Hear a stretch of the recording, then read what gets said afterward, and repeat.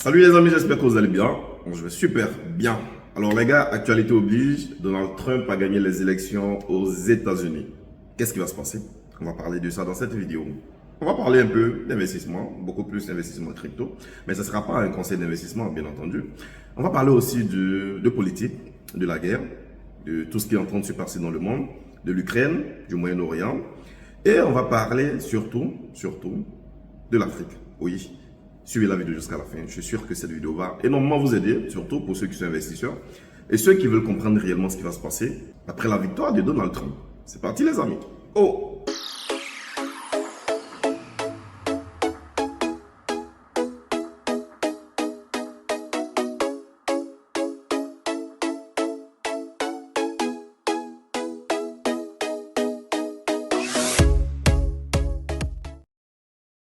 Salut à toi et bienvenue sur ma chaîne. Si c'est la première fois que tu découvres cette tête, laisse-moi me présenter rapidement. Toi, je suis Noël Kwasi, je suis investisseur. Et sur la chaîne, on parle de business, d'investissement, de développement et aussi d'opportunités d'affaires. Les gars, aujourd'hui, comme je vous ai dit, Donald Trump a gagné les élections aux États-Unis. J'ai un petit côté, je dirais, qui dégage un peu de la joie. Pourquoi? Parce que je suis investisseur et sur ce côté, je suis un peu content. Et là, on va parler tout à l'heure. J'ai un autre côté où je me dis, oui, la guerre c'est fini, mais la guerre n'est pas encore finie.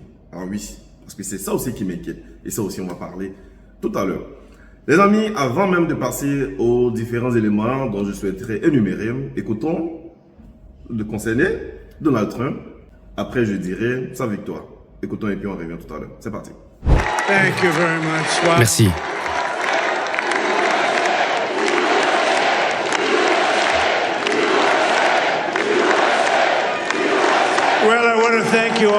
Eh bien, je commencerai par vous remercier, c'est génial, on a des amis, des milliers d'amis qui sont ici avec nous.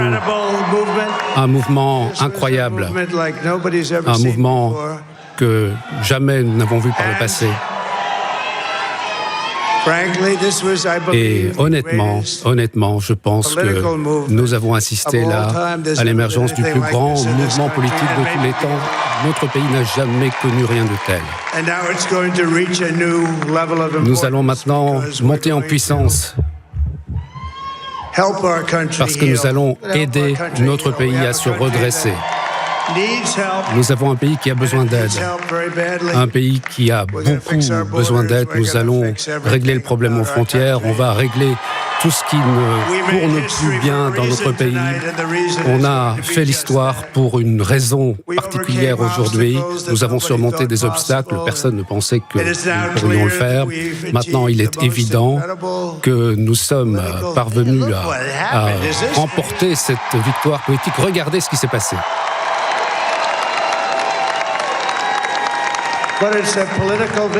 C'est une victoire politique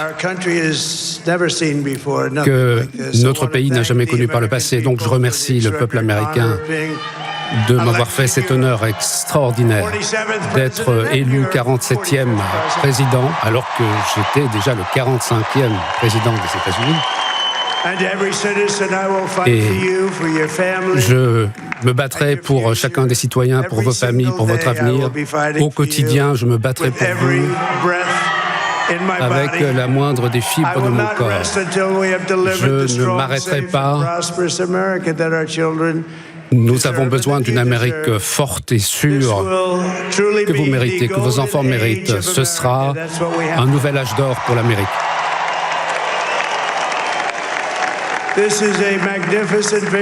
C'est une superbe victoire pour le peuple américain qui nous permettra de rendre sa grandeur à l'Amérique. Nous y sommes les amis. Alors pour ceux qui ont bien écouté, tout ce qu'il a dit dans cette petite partie de son interview, c'est pas l'intégralité. Il y a un élément que moi je note dedans, oui, l'immigration. Et je vais parler de ça rapidement avant que nous abordions nos différents points. Récemment, j'étais sur Twitter, j'étais en train de regarder un peu et j'ai vu quelqu'un qui est très connu qui disait que si les Africains soutiennent Donald Trump, qu'ils disent adieu je dirais, à l'immigration aux États-Unis. Sinon, pour ne pas dire que à leur entrée aux États-Unis. Ça m'a fait un peu rigoler parce que en fait, je me disais, mais attends, tiens, qu'est-ce qu'il veut nous dire en fait par là? Et en même temps, je me suis dit, mais attendez, Est-ce qu'on a besoin forcément d'aller aux États-Unis pour construire son pays? Ah non. Est-ce que c'est là-bas se trouve, je dirais, le paradis? Non. Nous sommes en train de construire quelque chose en Afrique. Et pourquoi est-ce que c'est forcément aux États-Unis que nous devons partir? Et pourquoi il dit que si Trump gagne, disons adieu à notre entrée ou bien à l'immigration aux États-Unis? Mais attendez, on n'a plus besoin de ça. On n'a plus besoin de ça, les amis. Donc là, il a été clair, Donald Trump, sur l'immigration. Et je pense que ça doit rentrer dans les oreilles de beaucoup de personnes. Tout ce qui est comme immigration clandestine. Et là, il a dit, tout ce qui est immigration clandestine, il ne va plus accepter ça. Mais par contre, pour ceux qui veulent partir tranquillement aux États-Unis en respectant les règles, il n'y a pas de problème, ils peuvent partir aux États-Unis. Voilà, ils peuvent partir aux États-Unis, il n'y a pas de problème. Vous voulez partir pour un business, pour votre projet, pour les études, pour venir, pour faire profiter à votre continent, à votre pays, il n'y a pas de problème, vous pouvez partir aux États-Unis. Mais tout ce qui est comme immigration clandestine, ben ça sera chaud. Parce que là, ça fait partie en fait de son programme de campagne. Donc, voilà un peu ce que je veux souligner sur ce qu'il a dit concernant l'immigration. Je l'ai dit tantôt, on va parler d'investissement, on va parler surtout, je dirais, investissement crypto, là où, ben, écoutez, je me sens à l'aise parce que c'est mon domaine, c'est dedans je suis, donc je vous parlerai de ça. Et je répète, c'est pas un conseil en investissement. Sur cette chaîne, j'ai parlé en maintes reprises des crypto-monnaies. J'ai même dit à certaines occasions que c'était le moment, en fait, de pouvoir acheter les crypto-monnaies parce que nous attendons tous un bull run, un bull market qui va bientôt arriver. Et si ce bull market-là, c'était déjà les élections, la victoire, pour ne pas dire de Trump. Oui, c'est possible. Mais je ne peux pas confirmer. Mais laissez-moi vous dire, parce que juste après la victoire de Trump, il y a eu un gros boom. Pourquoi? Parce que le Bitcoin, que la crypto-monnaie, est passé de, je dirais, 68 000 $ à 76 000, son plus haut. Donc, il a même cassé, franchi son dernier plus haut.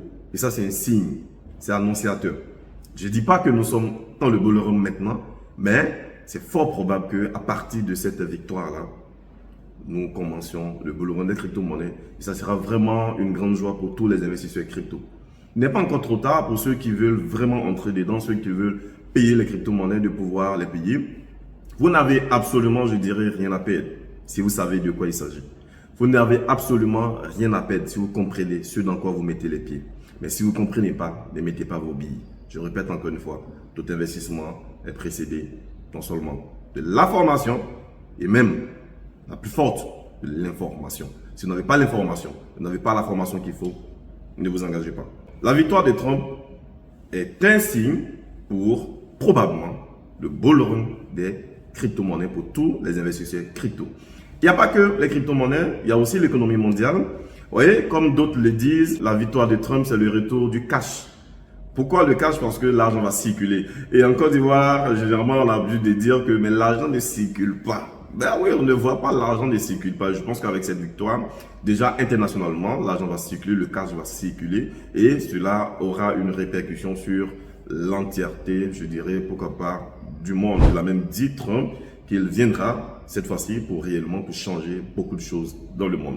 Et on espère vraiment que ça sera au profit de tous ceux qui croient en ce monde, tous ceux qui veulent un monde meilleur. Voilà ce que je voulais dire sur le côté investissement et surtout l'investissement crypto-monnaie. Il y a d'autres secteurs qui vont probablement aussi faire un boom, mais là, je parle uniquement que des crypto-monnaies. Le second plan concerne la politique. Qu'est-ce qui va se passer après la victoire de Donald Trump? Prenons le cas de l'Ukraine. Déjà que la Russie a sollicité son ami, oui, la Corée du Nord, par l'envoi des troupes, ça bouscule beaucoup de choses. Déjà que les Ukrainiens se disaient, attention, tiens, là, ça devient sérieux. Et cette guerre-là, il ne faudrait plus vraiment qu'on essaie de poursuivre. Et ça, c'est un fait. Et encore, la victoire de Donald Trump vient pour sceller un certain nombre de choses. Parce que déjà, l'aide à l'Ukraine, probablement, va couper. Ça, c'est sûr. Pourquoi? Parce que Poutine, c'est aussi un ami de Trump. Pas ami, mais écoutez, ils s'entendent mieux qu'avec les démocrates. Donc, c'est clair que les gens ne vont pas vouloir forcément soutenir encore l'Ukraine. Ça met à mal l'Europe. Ça, on va en parler tout à l'heure. Donc, les amis, la victoire de Trump va venir changer quand même beaucoup de choses dans cette guerre-là. Et on nous a raconté, on nous a récité, on nous a malmené avec cette histoire de guerre en Ukraine, qui fait que telle chose est devenue chère, telle chose ne peut plus passer, on est obligé de faire ci, et je dirais enfin, si cela finit, on va quand même couper avec les histoires qu'on a l'habitude d'entendre là. Oui, c'est devenu cher parce que il y a la guerre en Ukraine. On s'est dit, mais attends, tiens, l'Afrique et l'Ukraine, c'est quoi le lien? Au moins, avec cette victoire, probablement, on va quand même entendre autre chose et on va revenir sur les bases des choses normales. Donc, pour ce qui concerne l'Ukraine, la victoire de Donald Trump va changer la donne. Ah, on va changer la donne. Donc, je dirais, aujourd'hui, je peux même dire que c'est une victoire de la Russie. S'ils ne veulent pas l'entendre, ils sont obligés de l'entendre maintenant. C'est une victoire de la Russie. Encore de guerre. Qu'est-ce qui va se passer après la victoire de Trump au Moyen-Orient? Oui, je l'ai dit, c'est une guerre va prendre fin, mais une autre va certainement commencer. Vous savez, hein, Israël, vous savez, les États-Unis, c'est Israël. Et aucun président américain ne viendra et mettre à dos Israël. Ce n'est pas possible. Je dis, mais ce n'est pas possible. Pourquoi? Parce que les démocrates républicains, ils sont, je dirais, aux ordres des puissants. Oui, des puissants. Ceux qui dirigent réellement les États-Unis. Donc, Kamala Harris, Donald Trump, c'est comme la sœur et le frère. La sœur n'a pas gagné, mais le frère a gagné. Donc, ils vont venir forcément poursuivre toujours leur plan. Donc, pour une question de cessation de guerre au Moyen-Orient, j'en suis pas sûr parce que Trump n'est pas du tout ami avec l'Iran. Il va venir encore, probablement, mélanger encore les choses sur cette question-là. Donc, il va peut-être mettre fin à une guerre en Europe de l'Est, mais il va en déclencher une autre au Moyen-Orient. Pourquoi? Parce que ça sera chaud avec l'Iran après la victoire de Donald Trump. Alors, qu'est-ce qui va se passer également après la victoire de Donald Trump avec l'Europe? Les amis, vous savez que Trump n'est pas vraiment un pro-européen. Et comme on dit chez nous en Côte d'Ivoire, il y a un ricochet qui est entre Donald Trump, c'est-à-dire que l'ancien pouvoir, oui, l'ancien gouvernement Trump, tout ce qui s'est passé, et l'Europe. Donc, les relations UE-États-Unis ne seront pas de beau-fils. Ça, c'est sûr, après la victoire de Donald Trump. Donc, ce qui va mettre encore en mal le vieux continent. Oui, et c'est là que nous, je dirais, Africains, pas parce qu'on veut chasser quelqu'un, mais là que nous devons agir. Pourquoi? Parce que les États-Unis, c'est le soutien de l'Europe. Oui, historiquement, c'est le soutien de l'Europe. Et si Donald Trump n'est pas trop d'accord avec certains accords, c'est-à-dire que quelque part, il va avoir une petite chamboulement qui va faire que on aura plus gros soutien. Je parle de l'Europe. Et non, les pays africains. En tout cas, ceux qui veulent sortir du joug de ces contrats bidon signés, comme je l'ai déjà dit sur cette chaîne-là, c'est le moment. C'est là que nous rentrons dans la dernière partie avec le continent, mon continent, l'Afrique, que j'aime tant. Pour ceux qui me suivent, vous savez, je parle que de mon continent ici, dans la plupart du temps, et tout ce qui s'est fait de bien. Quand il y a un projet, quand il y a quelque chose qui est développé, j'en parle quand j'ai l'information, parce que je le dis, je répète, personne ne viendra développer ce continent-là pour nous. Personne d'autre ne parlera mieux de ce continent-là, si ce n'est que nous-mêmes. Déjà même j'en dis, avec les élections, Trump, il a dit clairement, c'est le seul qui a été honnête envers nous. Tous les présidents américains voient l'Afrique comme, excusez-moi, mais c'est une poubelle, désolé. C'est une merde, comme ils disent chez eux. Mais lui, au moins, il a eu le cran de nous dire. Oui, il a eu le cran de nous dire. Ils voient l'Afrique comme une merde. C'est comme ça, ça veut dire que les Occidentaux voient l'Afrique comme une merde, l'endroit où on vient puiser l'argent. Mais c'est une merde. Et donc, qu'est-ce qu'on fait?